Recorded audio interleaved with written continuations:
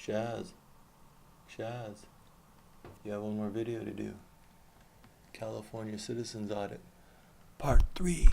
Alright, almost done. Almost done. Almost done. Where'd you get, did I get my swag back? Did I get my fuck it attitude back, hanging around a cute girl for a little bit over the weekend? I'm like, you know what? I'm not the homeless, degenerate, poor person. Well, no, I am, but there's people out there who appreciate that, so it's nice. Just a little bit of mixing with my people helps me remember that there are people out there who believe in all this crazy stuff. We just gotta find them, and then we gotta convince them to spend their meager little means on my brand, because we're going to fly a freak flag and call the rest of them out of the woodwork and have another gathering. But this time it's going to be insulated from the Occupy bullshit. And this gathering is going to be hopefully one that does some real systemic change in the world. The seeds are being sowed. We have to finish this project though, because this project is a part of it. This is the purification of Shaz. Be careful though, because the purity makes the poison. We said that earlier. That's why we say things. We say things to remember them. All right. Or sometimes we say things to get rid of them too. The Cliff Notes, California Citizens Audit, number 3. Me and Shah are in the Capitol. Arnold Schwarzenegger is the governor. And we're randomly walking into legislators' offices. Talk to us. We got a camera. Lonnie chairs the election committee. Nothing like a juice committee.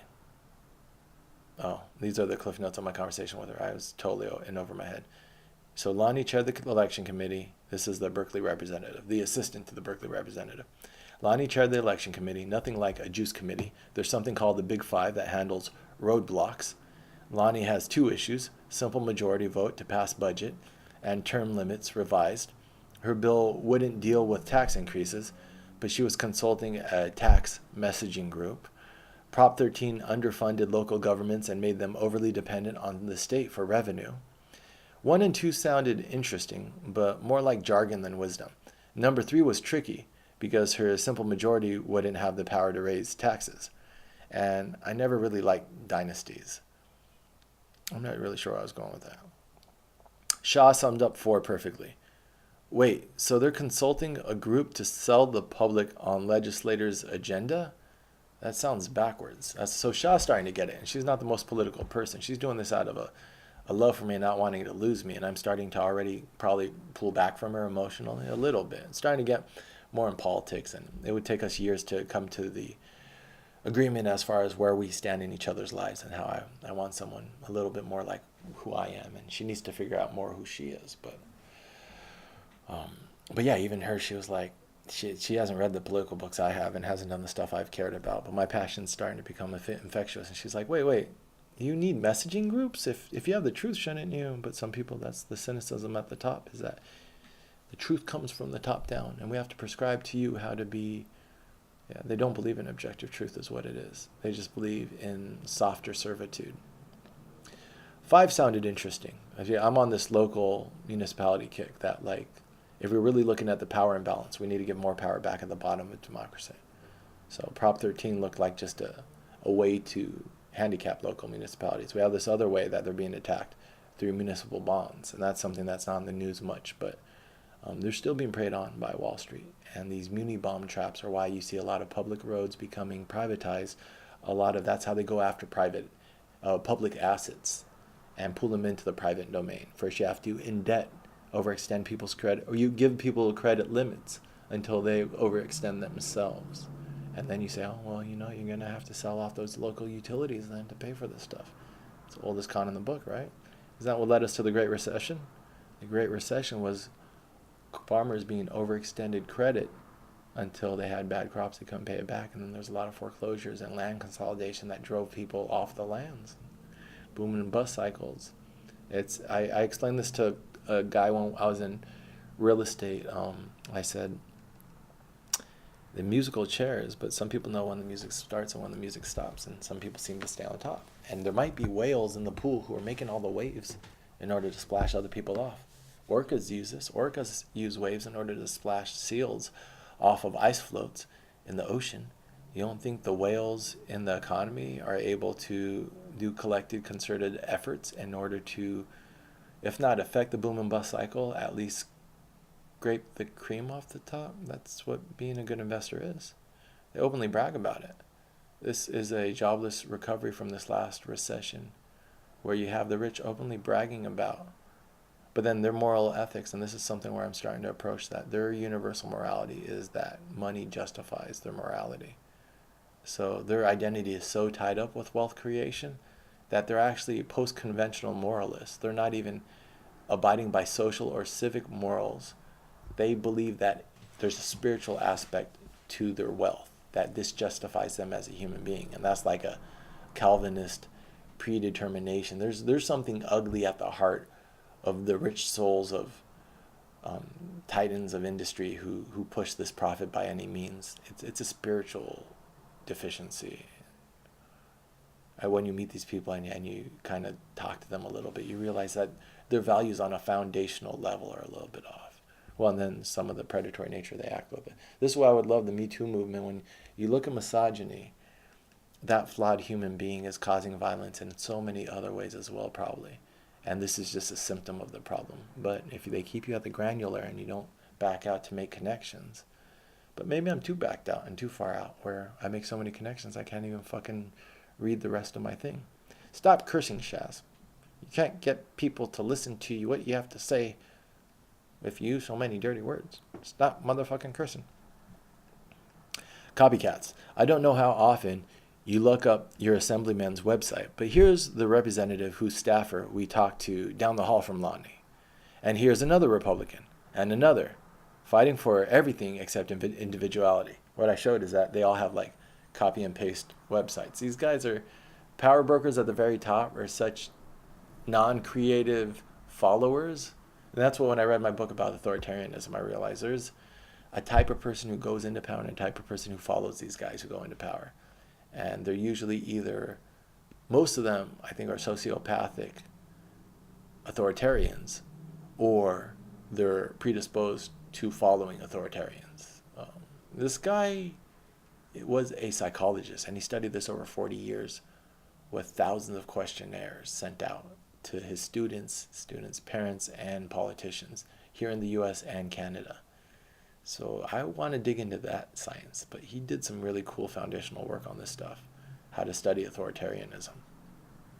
That's something you would expect from someone like a Jordan Peterson who supposedly cares about that. But my question about good old Jordan Peterson, someone who got on my radar because I actually thought writing a story about your life was a good idea until I actually listened to the guy at depth, and my bullshit detector started going off like crazy. Well, this isn't a sincere guy at all. This guy doesn't know his head from his ass. But yeah, he would be into that. If he was really a psychologist into studying authoritarian structures, he would be into studying how you make followers. But all he has to say is that communism is bad, and you shouldn't complain so much, and you should clean your room, and you should be bitter if women don't fuck you, because it's probably society's fault. Or no, it's your fault for not being more of a man. I don't know. What is he saying? There's so many. Let him speak for 5 minutes and then just slow down. And I don't know. Maybe, God forbid, wouldn't it be great if I was able to get a platform where I actually could talk to a person like that face to face? That'd be amazing. And just slow down and be like, what the fuck are we talking about here? What the heck are we talking about? I'm getting tired. And the more tired I get, the more tangents I get. This has been 10 minutes. We're going to do this. This is a marathon. Here's another Republican and another, fighting for everything except individuality. Insincerity and Xerox-like quality is antithetical to what we're trying to do with our citizens audit. I was going to put antithetical somewhere in this writing, and I did. Just like anathema. I'm going to use one of these words that I carry around with me like fucking David and Goliath and the little pebbles. I'm going to one of these words needs to go into this because this is my $5 word. So, insincerity and Xerox-like quality is antithetical to what we're trying to do with our citizens audit. I'd expect people who make over 100,000 to be able to design an original website. So expecting too much, Chaz. And then that's also my insecurity for even caring about how much they make. Don't begrudge the successful of their success. How much should we pay a politician? That's not the problem. We pay them too much. They should have the same health care as us, but, let's just make the system more efficient. After making money, I let those insecurities go. I'm going to make a shitload of money. You can fucking feel bad. You can project your insecurities on me, but that doesn't. The capable are going to get what they deserve as capable people. So, but if they have ethics, we're going to try to not do it in an unethical way, and we're going to practice charity because we're not assholes. But as we got more out of that mob mentality and we got more of that mob mentality from Emerson's staff, the Republican staff. Although, to be fair, I did introduce myself with overconfident, orange sticky hands. I think I ate an orange bar before I met her. So maybe she didn't take us seriously. But when she pointed to a compulsory dental hygiene bill framed on the wall as Bill's greatest accomplishment, Bill's the dentist, by the way. So it's a Republican dentist lobbyist. No, I'm sorry. He's a Republican congressman in the California legislature, and he's a dentist. And his highlight of his career is a compulsory dental hygiene bill. So when I talk about me running for president or entering politics, this is who we're going up against. The careerist politicians who are driving us on a suicidal brink of close near extinction and following people like, who's the president? I can't remember. He's someone. He's like a C-list celebrity, or he's a guy with a reality TV show, but they're following people like that. We're not electing the best and the brightest. Gramps. While setting up the day, I had found some information on CalPERS. At first, I confused it for a citizens advocacy group that I had canvassed for a couple years ago, one of those many jobs, knocking door to door canvassing. That's CalPERG, P-I-R-G. But this is much different. This is a headquarters to the largest pension fund in the U.S. and one of America's most powerful shareholding bodies. If it sounds like I'm quoting straight from Wikipedia, you're right, because I have no idea how to wrap my mind around this conglomerated instrument. I just know that money has gravity. I have a suspicion about power structures, and here I'm staring at billions of dollars in fancy glass. I had a really fancy building. I was like, what the fuck is that building? What the heck is that building, Shaz? And I stopped and I started taking pictures, and then the security guard runs across the street. What are you doing? You can't take pictures of my building. That's my building. I want let me share a phone. Let me share a camera. And here's a security guard running across the street at me because I'm taking pictures of his building. This institution will probably come up later again on this trip, I'm sure. I didn't have the ability to dig the depths of CalPERS. I'm still curious about it. In order to process the different conversations we had at the Capitol, I wanted to split this day into 2 posts. Well, let me just end this with an observation that, so far, I'm feeling more inclined to trust the judgment of the citizenship over their elected leaders. We're getting a lot more logical, pragmatic, cool solutions which line up with my belief of objective reality than we are from these people who live in this Capitol bubble. So, Arnie over there with his tent. He had a tent in the middle of the rotunda in the Capitol building where he could smoke his cigars. Because this guy he collects war memorabilia and Conan the Barbarian memorabilia. This guy has long ago lost sight of objective reality. I don't think he's a bad guy. I don't think Arnold Schwarzenegger has a bad heart. But these action heroes who play action hero enough that they actually think that they're cool. He's not. Arnold Schwarzenegger exhibits a lot of characteristics of a coward. And sometimes the most cowardly people puff themselves up because they want to avoid confrontation and fights. He picks on people weaker than him. There's a history of him bullying, slightly misogynistic. Maybe there's even more to that. There's a lot of smoke, but no one really proved any fire. Cheated on his wife. I don't believe in cheating, but I believe that if you want to have something open dialogue. So he's afraid of the open dialogue with his wife. That shows you that he was afraid of her busting his balls. So he'd rather just have sex with a maid.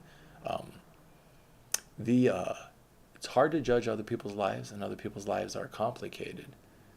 So it's who am I to judge someone else? But the man strikes me. If you look at objectively, I read his autobiography. I read his encyclopedia of bodybuilding. I give credit where credit's due. He's the best to do it in a lot of different respects. But the way he conducts his life strikes me somewhat as cowardly and not some of the virtues I would uphold as virtues you want to emulate. He's a little bit of a backdoor man type guy, not straight up at you, but even when he was younger, and I think about what I did when I was younger, and I try to make sure I was making my money in direct ways. Even in sales, I wouldn't do the shady sales jobs. Like selling timeshare packages to Canadians even left a bad taste in my mouth. And when this girlfriend at the time, Shaw, when she quit her dominatrix job, I quit that job, and I did something else. But I always felt it was a chop shop, and it was. We moved offices randomly. They just shut down one office and opened up another one in Brooklyn, from Midtown Manhattan to Brooklyn. They were always moving every couple months. It was super shady. Yeah, Arnold sells supplements. Anyone who sells supplements, I'm kind of like a podcaster that we will not mention.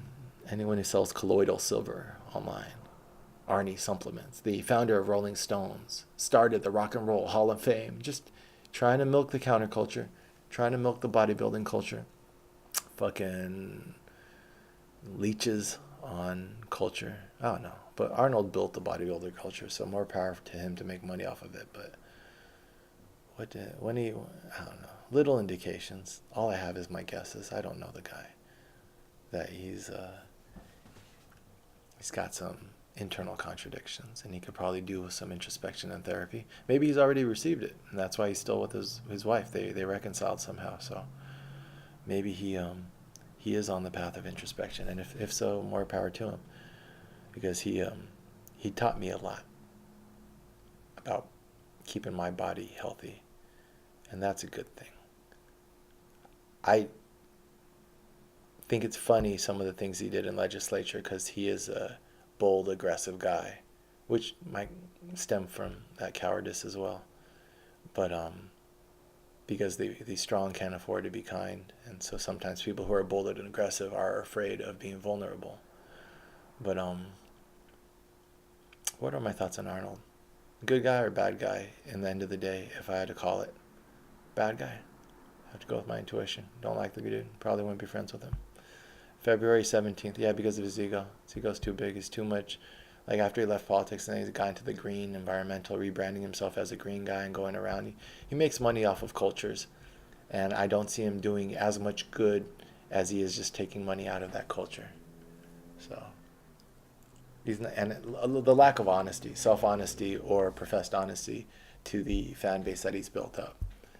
Like, that's what I don't like. I can't tolerate people who aren't honest. That's one of the reasons why Hunter S. Thompson, if you had to call it end of the day, good or bad, not honest enough for me. Sincerity and honest correct towards truth. So if the person shows me a track record of not being sincere and honest, at least enough to like put their blind spots out there for us to check their work, which is, I'm trying to live that walk and openly talk and have these videos and put my blind spots out there for people to check my work and tell me where I have erred. If you're not willing to, both, you have to do both. Self-correct as a private individual, but if you're going to be a public individual, be honest enough with the public so we can correct you as well. Because otherwise, we might be prey to your own blind spots the same way you are. You might have the best heart in the world and the best intentions, and you've still paved that road to hell because your intentions aren't telling us anything about your vices, which have wrapped themselves so far entangled with your virtues that you couldn't even tell us them if you wanted. And instead, you claim privacy and this and that, but instead to really hide the vices which are wrapped up in your virtues. I think that's what Barack Obama definitely is a bad person, just from his track record. The man has increased the suffering in the world through his selfish actions. That's case closed. But I don't think he's self-aware. I don't think he realizes how much of an asshole he is. His vices are so wrapped up in his virtues that I'm pretty sure most of these, otherwise they have to be real sociopaths. I'm pretty sure most of these leaders think that they're awesome people. And they're fucking shocked as hell if you think otherwise.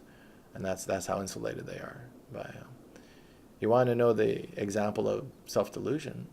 Look at Kanye West in 2018. So the human mind can do a lot of interesting things. I'm checking myself.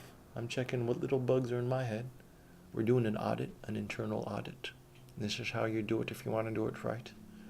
Lay out your life in breadcrumbs and go over them bit by bit and let your mind free associate, and then put that out there in the world for yourself to be picked apart and torn apart. No one has the energy to do this all. I'm going to barely have the energy to go through all this shit. February 17th, 2010. Sacramento. In California's state capitol building, the inscription above the assembly chair is as follows. The legislatorum est iustas leges condere. I guess they wrote it in Latin so they could have an excuse. As the legislation is just that legislates, is it least? Oh no, condere is. Picking up where the last post left off, we scampered off down the legislative hall. I'm going to look that up. I'm really curious. We have enough time, Shaz. I cannot do another video after this one. I am all videoed out today. It's already fucking 6:30. Don't even talk to me about the Lakers. You can't figure out how to beat Orlando. How are you going to fucking win a championship? LeBron James. You need to figure out how to beat Orlando.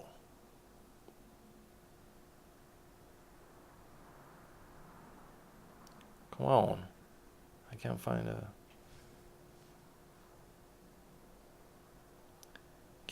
a translation. Oh, it is the duty of the legislature. No, that's not it.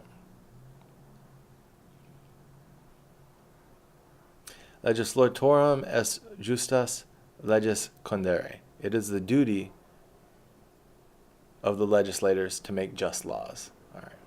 I was way off. So picking up where where the last post left off, we scampered off down the legislative halls looking for more elected officials, or at least people who worked for them.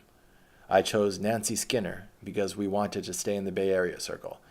And to our good fortune, we found a Fulbright scholar with time, energy, and a private office to talk shop. He was like, hey guys, come in here. I'll glad hand you.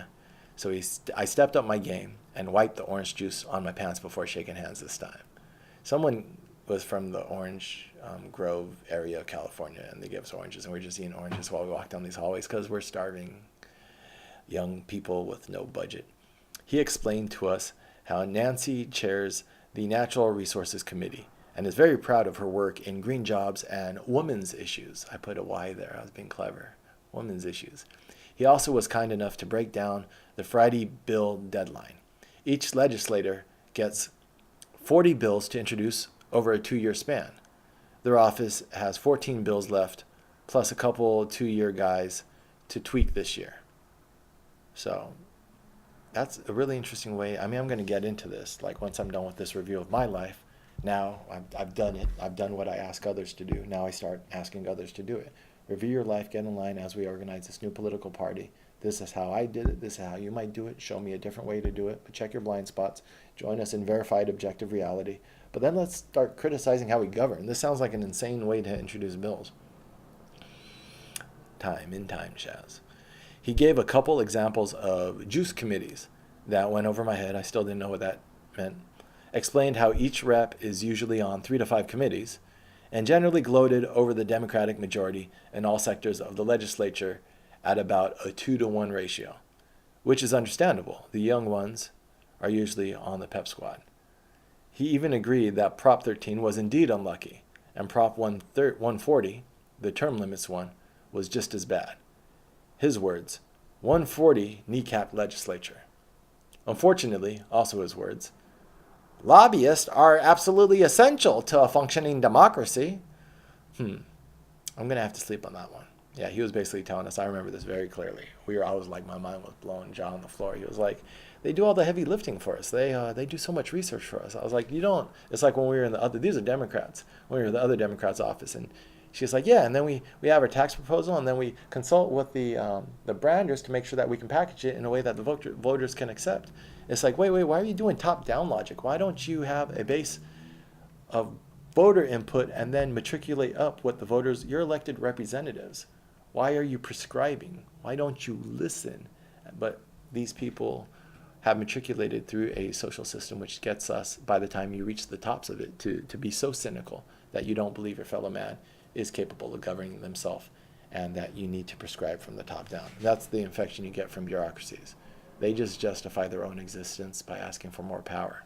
And then it sounds contradictory, I guess, contradiction in terms for me to say we need to empower those bureaucracies more, but at the local level, we need to audit these power systems, and there's bottlenecks to democracy at the local level on outward. So it sounds like there's contradictions in there, but I think I'm onto something. I just got to go back and look over this and see what I was trying to say. Uncle Petey, I'm surprised at how nice the old governors look in their photos. Maybe I shouldn't believe all the hype in the political ads. I like Pete. It looks like he's wearing pleated pants. He seems harmless. My friend told me not to wear pleated pants in my sales jobs, so that's me teasing him. I have a couple recollections about his term. There was a walkout in my middle school because of Prop 187. That's when, we walked out, the Hispanics. We were like, fuck that. It was some like blatantly racist shit, and we were just like, that was like a little bit of young activism. Just, if you were a Mexican who went to my school, we all were just leaving that day out in a certain period. That was like in 2006. That was organized through the schools too. The young ones, when they get caught on some political narrative that they feel is really just or righteous, there's some young potential Latino energy in California. Or that's a very easily, strongly identifiable group to, and then ICE comes and stomps us, just like after 2006. They'll come and make us remember not to be so disorderly. And then this guy claimed that Wilson wanted to see everyone broke. Oh, I put a link to Tupac. Pete Wilson wanted to see everyone broke. I forgot what he said. In one of these raps, he mentions Pete Wilson. But the reason I bring him up is to try and recognize the patterns. Jerry Brown is back. And now Wilson is back as well as a campaign manager for Whitman. Yeah, he came back as a campaign manager for Whitman. Our lobbyists are essential for democracy. And should the same handful of politicians control the levers at the top? So it's like Jerry Brown was running as the governor whose dad was governor, who himself was also governor. And on the opposite side, you had Meg Whitman, but I think she was just running the feminist ticket, because does she really have political ideals other than empowering corporations? But who was feeding her lines? Pete Wilson. So now you have a Jerry Brown, Pete Wilson redo. You notice that the people at the top of these bureaucracies aren't given up power easily. Look at the top of the Republican Democratic. Nancy Pelosi is fighting to be speaker again, because that's who she is. She's the leader of this bureaucracy. They don't have human values, democratic values. All they believe in is power. And all they respect are people who retain power. Governor Shaz. There we go. That's more like it. I put like Governor Shaz somewhere I think I held it up in the Capitol, or I taped it to a wall. I did something. I put Governor Shaz somewhere. There we go. That's more like it. Would people be better citizens if they imagined they were at the top? I always thought so. But maybe that's just me assuaging my ego. Assuage. Got another $5 word in there. But there's definitely a connection here. Let's see. Underfund local governments. Kneecap legislature. Let the lobbyists spread like mold. Sounds like a government run by special interests. The only saving grace is that a citizen can be a special interest if we could get the fundraising and message groups together. So that's me thinking, all right, I really need to go after money now. Two things concerned me most during our jaunt through the Capitol. The first is how what seemed common sense to me seemed like an alien concept to the people I spoke with. And the second was how confident they were that they were doing the right thing. If you can't take a step back and realize that there is a systemic problem that needs addressing, if instead you hang your hat on woman with a Y or your carbon copy Republican identity, you shouldn't be there. Because the reality is that representatives shouldn't have to rely on lobbyists to shape their worldview, to do the heavy lifting. I am left doubting whether you can be a good politician in a corrupt system, where you must go along to get along. This is me starting to realize that, I guess this might be the beginning of the germination of my third party idea, because I was running as a write-in candidate for governor, not too seriously, but by going there and walking around the Capitol, I was like, this shit gets deeper than I thought. These guys are all drinking the Kool-Aid. These guys don't realize why they're so hated. I'm talking to the public for 3 weeks or so, and I'm talking to politicians, and there's a huge disconnect between how one conducts. There's a huge disconnect between the voted representatives and then the people they're supposed to represent. And the representatives think that they're awesome. And the people who they're supposed to represent think that they're assholes. There's a huge... Someone there is not looking in the mirror. And if you want to know the person in the room who is the most dishonest with himself, look for the person with the most material comfort, the one with the private health care and the lobbying trips funded by the lobbyists to go to Hawaii to talk policy, all these different ways that they bribe him, and donations that aren't really donations and other things, and a bill that helps the dentist and his industry of dentist pals by mandatory hygiene laws. Those are the people who are probably not the most self-reflective. And then if you want to know the most self-reflective, look at the person who's the most humble and the person who has... I don't know, maybe that's not true. That's an idea. I'm getting sidetracked. I asked a staffer how I'd be able to get records of meetings with the lobbyists. Yeah, that's just a normal question. All right, so these lobbyists are doing the heavy lifting. And I'm seeing a lot of cute ones run around the office. Like, they're like, some of these aren't here to talk policy. These girls are in tight skirts and push-up blouses walking down the halls of these offices. And then just after this, it turns out one of the Republican legislators was having an affair with the lobbyists from the oil industry. So it's like, was it a girl sent strictly to have an affair with that guy, like basically a high-end prostitute, or was it just a part of the culture? But he was caught on a hot mic bragging about having sex with this lobbyist girl. So they're hot women. And then also, women are attracted to power. That's an aphrodisiac. I believe they're also attracted to virtue, the good ones, but virtue is a form of power. So women are attracted to power that align with their value sets, I guess. Whether some of them are attracted to virtuous power or some of them are attracted to pure power. So there's a reason why they're also running around there. But I saw some females who I didn't know lobbyists dressed like that. Not to judge a woman on how she dresses, but there's normal corporate attire. And then I bought this at a Halloween store, sexy secretary attire. It wasn't that bad. It was enough to get me in trouble with shop at. I asked a staffer how I'd be able... Nah, she doesn't care. She points out pretty girls too. If you have a good girl, she ogles with you. You shouldn't be ogling. If you're happy with your sex life, there's that knee-jerk reaction. I think guys are visually sexual, and we're just like, you try not to, but sometimes you're just like, all right, stay away from temptation, my man. My dude, stay away from temptation. Unless that's what you want. Unless you want to be tempted. I asked a staffer how I'd be able to get records of meetings with lobbyists. And here was I thinking that I had just talked all the sexual energy out of my recent... I don't know. It's funny. Until you're in a relationship, as a young male, I'll be a loose cannon of sexual energy, I guess. Until I have a safe place to put it. Until I have a safe place to blow my cannon. I asked a staffer how I'd be able to get records of meetings with lobbyists. I know that the money trail is a public record, but now that he's opened my eyes on how heavily the legislature relies on lobbyist info, it makes sense to track this exchange. Oh, we can't tell you who we met with. That would be a breach of confidence. That was the direct quote. They can't tell me the lobbyists they meet with because it would be a breach of confidence. That's the mature legislature's perspective. I hear it pays well. It just blows my mind still reading that now, that someone told me that on the record, knowing that we're recording them, that's their values. Is that this is the way it works. You're an idiot if you think it could work any other way.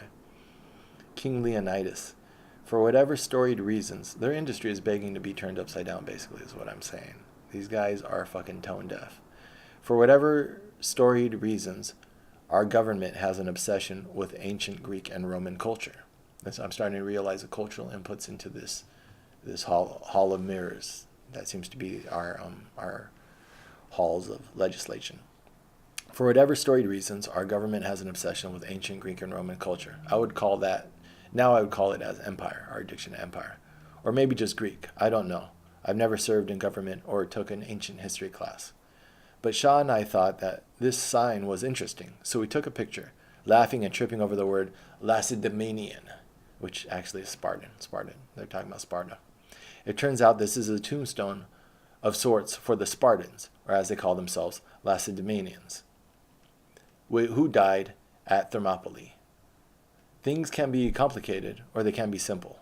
Erudite, another $5 word, Jazz, or lowbrow.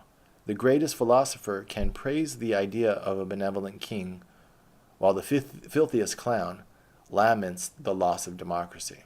But I think, well, I hope, that anyone should be able to acknowledge that which is in our interest as citizens and that which is tearing apart our society, whether you work in a big, round, white building or the real world. So I think, well, I hope that anyone should be able to acknowledge that which is in our interest as citizens and that which is tearing apart our society. So that was my plea for objective truth there.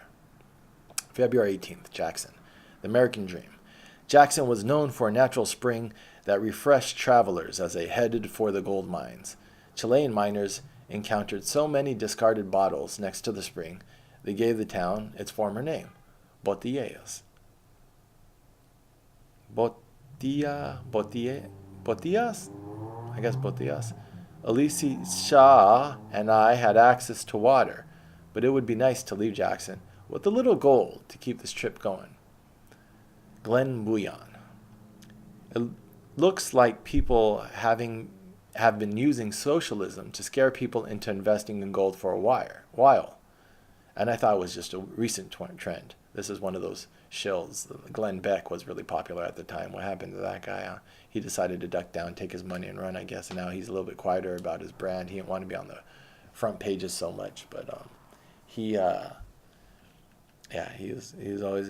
Be wary of people who preach their political view and then right afterwards say, buy gold or colloidal silverware. Like, why does everyone always have to be selling shit? I have a publishing company I'm starting. None of these videos have ever had me hawking any of my stuff. It'll come when the time's right, when I build my membership. But that's an internet value, is don't always be hawking your shit.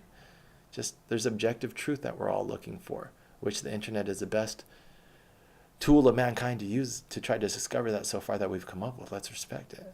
But it looks like people have been using socialism to scare people into investing in gold for a while, and I thought it was just a recent trend. I found this mining journal in a vintage store in Jackson's historic Main Street.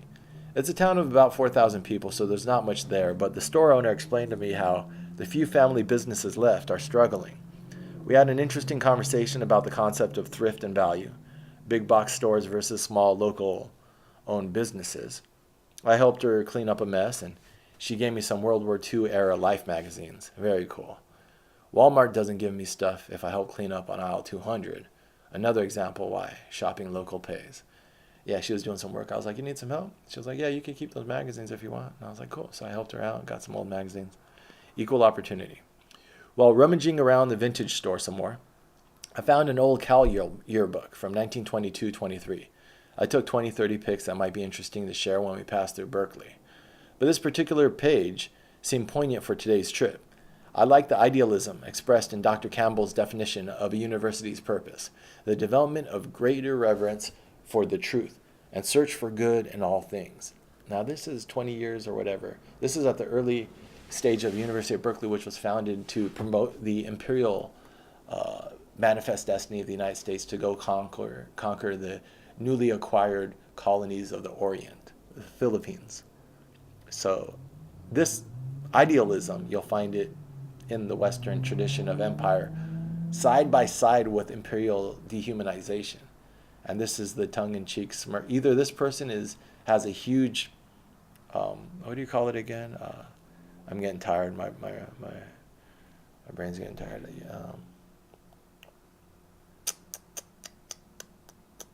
The internal self-contradictions. There's a word for it when someone has two conflicting ideas that they don't allow to touch each other in their brain, so that way they can hold both and still retain their identity. Anyway, mental contradictions, but yeah. So this idealism of the university and truth and blah, blah, blah, well, your university was founded in order to create the engineers to go oppress people halfway around the world. The development of a greater reverence for truth and the search for good in all things. It reminds me of a T.S. Eliot response to the bias of history. that what comes later is necessarily better. That's a bias of history. If we are constructing something useful while learning from the past, to paraphrase Eliot, knowing what came before, then I can see the point. But instead, I'm seeing a pattern of deconstruction, cannibalizing the fabric of our communities while forgetting our traditions. So that's me. I'm going through these towns and realizing that the civic centers are gutted out, small town America is dying, and we're just seeing the scraps and the bones and the smoldering wreckage. And I'm seeing a lot of like other than white people history, and I don't like white, so we don't like talking about race, but economic refugees from other countries, Chinese in that one town, and then the victims of our genocidal aggression against the Native Americans, and that's the stuff we don't talk enough about. So, but not white is no color wheel politics.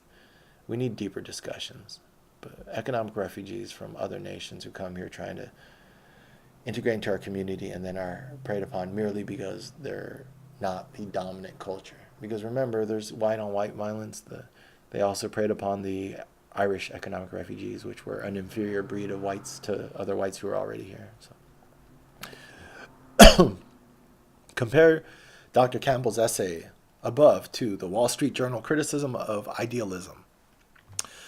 The non-subscription blurb and title should be enough to indicate where the WSJ is going. So now you're starting to see that in this writing, I'm including my notes because these aren't finished drafts. And so the later on additions I didn't go over them enough to even edit out my notes to myself when I would do the rewrite. So that's cool to see that. This is a work in progress. And then the other one I was going to do, Why I'm Right, you actually see like the work starting off polished, and then it blends into notes, and then it just blends into the interpretation because I was just copying Orwell's syntax, and I was just putting my words over his syntax, which I thought was clever. I could have finished that project. I was going to finish that in a week. I was doing like a section a day, and it shows the budget above. I was just going to write through free association. Since I have a syntax, I have to think less. But I'm talking about a video we're not even on. All right. The protests over fee hikes in California aren't a generational protest. If anything, they are a return to a tradition. There's protests during at the time about fee hikes in California. Austerity. You have to pay your own share when times are bad, and you have to bribe the rich to give you jobs when times are good. But both times, anyway, it's a two-sided dildo.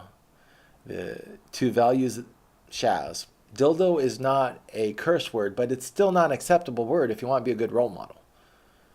Living at home now, I have the presence of my mother over my ear. To values that sophists like the WSJ and multimillionaires with little or no experience in education have forgotten. Yes, the California dream was an individual chasing a gold rush, but it also was a dream of a new society that offered unparalleled opportunity. Art Nouveau. I was on this Art Nouveau kick that if we could go before World War I and World War II, society was really on a cool trajectory, humanist trajectory, before we got sidetracked by wars and empire. Whenever you have a negative, you have a positive. So whenever you see a lot of injustice, Mr. Rogers said, look for the helpers, look for the inspiring stories in the heart of injustice. So I found the artistic movement, surrealism, and Art Nouveau right before World War I, World War II are really interesting. They were going somewhere before that conversation was cut short. And the modernism that came out of World War II and the cynicism of the existentialism and stuff, it wasn't inspiring. Not like that early stuff. And that's what you see now. You see like this back to nature humanist art coming out, even in people's styles, and the savage, 21 Savage, and the barbaric. And I found this painting in the Jackson Vintage shop as well. We never really made it out of that store. Art Nouveau is an interesting movement that began around the turn of the 20th century. It was a declaration that artists should work on everything from architecture to furniture, making art part of everyday life. It's very zen. A refrain of mine over the course of this trip is that we store our human values in art, and if we are to redeem our society, we're going to have to go back to this well. That is why I post my art and that of others on my blog. Like frost, lump in the throat, the creative process connects us with our human dignity. In this society of throwaway consumer goods and throwaway people, you could do worse for a guiding principle. We had a great tradition, or more optimistically, we have a great tradition. It's just a matter of digging it up. February 19th, Martinez, of Beavers and Men. Martinez, California, home to John Muir, Jolton Joe, a Shell oil refinery, and more recently, a much-loved community of beavers. Looking up local news, I came across a story regarding beavers who built a dam and threatened to flood downtown. The citizens of Martinez rallied together and eventually mitigated the danger while still being able to keep their new local mascots in Alhambra Creek. Why don't people rally together to tackle bigger threats like war in Iraq, which will cost their city $180 million and counting? So I looked up, Googled this thing where you can type in your local municipality. It'll tell you how much you've contributed to the war. You don't have money for local funding for public works. You're probably being, when I say it's a raid on public treasury, $6 trillion for a war that's insane, that's the accounting. There's body bags and public coffers to be. You don't get something for nothing in this world. George Bush Jr. brokered a war of an aggression that has indebted your local community and caused local boys and women to die in vain. There's no greater purpose other than corporate profits. We know that there was an existential threat, and we know that these wars have created more terrorism. John Kerry said, how do you ask someone to be the last person to die for a mistake? He said that to get elected to public office. He didn't say that because he believed in it, or else when he was in office with Barack Obama, they would have had the intestinal fortitude to actually end these wars. So now, who do you dislike more? The person who lies to your face, or the person who acts like they're your friend, but they're actually trying to enrich themselves? I hate the asshole. Emotions, Chaz. Emotions. Calm down. Why don't people rally together to tackle a bigger threat like wars in Iraq, which will cost their city $180 million and counting? Maybe it's because peace isn't a tangible, cute, dam-building, semi-aquatic rodent. Shaw and I were taking pictures of New Deal buildings when the guy above approached us and asked if we needed anything. I jumped on the chance for an interview, and we spent the next couple hours eating bunt cake and talking one veteran to another. He was a military dude, and we talked a little bit. Just a nice older couple who took a shining to me and Shaw, invited us into the VFW hall that they were spending their retirement helping out, volunteering. Nice people. Who happened to be a 30-year retiree from Bank of America, which we'll get into. White elephants for sale. David was extremely gracious with his time, and his name was David. He's a sincere guy, giving back to his community by trying to save the VFW 1351 post. His background is in business. Bank of America for 30 years, while his wife used to organize trade shows. When we walked into the hall, they had a white elephant sale going on, where people donate items to be sold for charity. The phrase, white elephant, always brings to my mind a short story by Ernest Hemingway.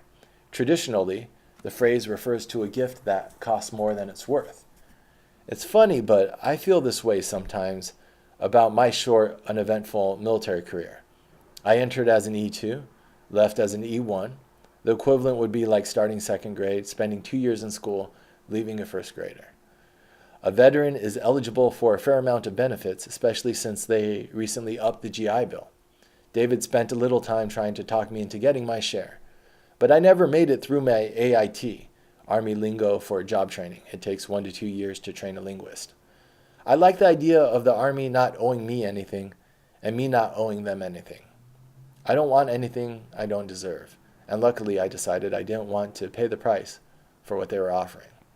Blasphemy. That might sound like blasphemy, but I was able to carry on a completely civilized conversation with David for more than an hour without the loss of respect on either side. I tried to explain that people need educations and jobs, not the military. I even went, right now my political beliefs are that we need all to serve 2 years in the military or as a civic institution equivalent. I would like to, that's just my opinion. And I think political, to know how much I can segue, but politicians should be beholden to the people, and you should always ground up these things. But look at the countries where that happens. They might have more social cohesion. It bugs me that so much of the military is from the poor and from the Midwest countries or from like the heartland. Like, we have a disproportionate service level in our country, which doesn't seem equitable. So if you want to help solve the ills of society, let's help solve this issue, which seems to be that some people are paying for other people's wars of aggressions and corporate profiteering. And that might, when we all have people serving in there, we might be, it's only 2 years of your time. But maybe I'm prone to, maybe if college is more efficient, you don't need to spend 4 years in college. College is only 2 years, or college is even optional. And the military can also be a type of vocational training. It doesn't have to be warfaring, but anyways, so it's something that's evolved over time as I think about the military and the injustices and stuff. I even went as far as to suggesting that we should convince people not to join, instead offering them scholarships to junior or four-year colleges or create apprentice programs with local and even remote businesses. It's a lot more efficient to give the money to those in need directly rather than to create a war and then make poor people fight in that war in order to be qualified for aid. But then, if you value the military tradition, the flag, and your idealized concepts of America above everything else, war makes perfect sense. Luckily, David has a beautiful wife whom he still takes on dates at least once a week. This weekend it's San Francisco. In other words, he isn't a sociopath. He is a human being capable of empathy. He had human values higher than honor, duty, country. And we were able to disagree while still assuming that we both shared those values. So this is just my young idealistic approach to conversations, like what leads me to success in sales or romance. That values, understanding the values of the person across from me, and even if we have a disagreement, grounding in those values. I should have done that more this weekend with that girl. We shouldn't have. I felt like when I dropped her off, we were a little antagonistic to each other. But you jump in a fucking 5-hour each-way road trip with someone, if you don't end up killing each other by the end, then you're probably friends. So I think we're going to reflect after a week or 2 weeks, or I don't know. Maybe I'll take her out to dinner when money comes in. I'll be like, hey, yo, maybe I was a little bit too much. I'm sorry. Do something. That's why I should leave it like that. Do something for her when I have a couple bucks, and thank her for the processing and the company and the insight and the trip. In fact, our disagreement, the fact that I keep thinking it and bringing it up means that I feel like I probably have a blind spot there. In fact, our disagreement would probably come down to his believing that war is a necessary evil, and my believing that war has always been its own justification to mask a redistribution of wealth in society. We pay for war in blood and taxes, while corporations reap the profits. It'd be hard-pressed to break that pattern. Show me where that pattern's broken. We pay for war in blood and taxes while corporations reap the profits. Any war. Go into it, let's dig into it with an economic historian's eye, and let's see where the money went. I'm not saying that the concepts of honor or duty don't have their place, but war is a narcotic, self-propagating disease. America's constitutional genius was supposed to be in placing a civilian in charge of the military in times of war to rein in this cancer. I suspect this is because the drafters of the Constitution knew that there are higher values than those displayed on the battlefield, like the appreciation of a good wine-infused bunt cake, or a local citizen's desire to revitalize a historic building in his community, or date night of elephants and watches. Like I said, David was very receptive to our citizens' audit. He even asked when the eventual book would come out. You hear that, would-be publishers? This is a picture of his watch that he received for 30 years of service with Bank of America. He made an interesting comment on the reason for his lengthy tenure that culminated in VP in charge of technology for Latin American divisions, or more specifically, his lack of reason for staying so long with B of A. He didn't find it fulfilling. He explains as he showed me the 3 diamonds, each indicating a decade of his life. And so now he encourages his daughter to follow her passion, because that's the only life worth living. As he smiles and jokes and gives me relationship advice, I like him a lot, and I wish he'd followed his heart sooner. If it's good enough advice for David's daughter, it's good enough advice for the rest of us. Life is too short to chase superficial symbols, whether they be watches, flags, or those proverbial elephants. So I ended on a really idealistic note, and that is because I sent a cockpit to homegirl and I thought I pissed her off. I need to apologize now. I need to tell her that I just did my videos and she came up a bunch. She was obviously in my head. Yeah, I didn't think she was going to message me. That was a little I didn't send her a bad cockpic. I have the classiest cockpics out of all cockpics. Me wearing a cock head or a chicken head on a balcony overlooking Lincoln Center neighborhood in Manhattan, my friend's balcony. And the one that the druggie where I'm wondering if I'm helping her by doing these drugs with her. I'll help her by getting her a job in my publishing company. She should be my photographer. She took this pic. It's an amazing pic, and you see Central Park in the background. Yeah, I got 5 minutes to talk. Yeah, and so this girl from this weekend, she said, I hope you had a good afternoon. And I was like, I felt like we didn't have a good like hug goodbye and no type of like, it's just, there was so much sexual energy going into it. And by the end of it, I had processed so much that like we had a great adventure, and we acted like an old married couple. We were like close around people, and we were really cool at exploring and doing our own thing. And I never for once felt weird when we were drinking or smoking together. So that's where I know like this is a girl I could date, because our energy is just like, we like dovetailed, just like I just assumed we were in a relationship and we did couple shit. But that without actually fucking, actually like consummating the relationship, made the kind of sexual tension, which if you have to experience this to, I think, understand what I'm talking about. If you don't consummate the sexual attention by releasing it, it could turn to bitterness, because it's like, are you rejecting me? Am I rejecting you? So I think that's when our egos got involved. And on the drive back during the last couple hours, it's like, I thought at least I was going to get laid on this trip. So I thought it was her. She probably thought it was me. But I know going into it, we were attracted to each other. That's most of why you select someone on Tinder, and then also values and stuff. So what I did was waited a day so I wouldn't vent, because I realized my first reaction usually is an emotional one. And this morning I had a thought which I thought was more calm, which was, thank you for helping me process some thoughts from my writing. I hope you find what you're looking for. And that was a pretty, and deuces. And it was a pretty good, like, maybe we're not each other's type, maybe. But then talking this out during this therapy sessions that I do every day, I thought a lot of the way I'm talking about it is ego, and a lot of it I might have been let me take responsibility for making the trip a lot about me and my project. And she invited me out there, even though I rented the car and drove us out there. So I was thinking, all right, I just left earlier this trip that earlier when we were when I was talking to myself, I was like, you know what, I'm going to send her something, or when I'm up again, I'll send her a little like thank you for the trip thing, like flowers, or invite her to, no, not flowers. Let's not be cheesy. I would just like do a normal thing, like that's like high stakes romance stuff, like you want to go grab a meal on me. I'm making money again, and I appreciate Slab City was a really cool thing you invited me to. I give credit where credit is due. That was a good idea. But when I sent that text, I also sent my cockpit, my classic cockpit of me wearing the chicken head, because that was, first of all, setting the tone and the context of our interactions. I just slept with you, even though we didn't do anything sexual, but at one point, this was going to come up, that this was going to turn sexual. So this is a funny pic. It's not just a cock pic, but my cock is out in the pic. So this is just my, like, if we're going to have an interaction, it's going to be a little bit more overtly sexual.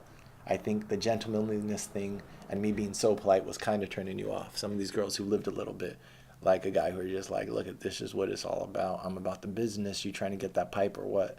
So she was like, so I was like, thank you for helping me process my stories, which was basically like my way of apologizing. Like, sorry if I talk too much. And I said, I hope you find what you're looking for, was my way of saying deuces. But then I waited a couple hours. I was like, you know what? Let me send her that cockpit just to show her that, like, I'm not a dork. I've done shit. And, like, this is, like, a picture where it's just, it's a pretty crazy picture. But it's just, like, I was just being polite. But if you don't want me to be polite, I could also be direct. And then she responded. I thought she was going to be like, oh. But then she was like, a glimpse. She laughed and she said, a glimpse into your New York life. So that tells me the door's still open sexually. So, because if she was prudish, she would be turned off by my abrasiveness. And this is also real life verification, proof that cockpits don't always end the conversation. All those people out there who say, no one wants to see that. Oh my gosh, why do you guys send them? Well, you know what? That's how Shaz closes a deal. Is a little bit of stupid talk, political talk here, a little bit of cockpits there, a little bit of fucking charisma, charm, boom. It doesn't matter what you do. Just learn to dance and don't step on people's toes. I have 20 seconds to give you advice. on how to get laid from someone who currently is not getting laid in his life. But for some reason, I have options. 10 seconds. All right. Sincerity and honesty, correct towards truth. Be yourself and learn. And don't offend people and make them feel uncomfortable.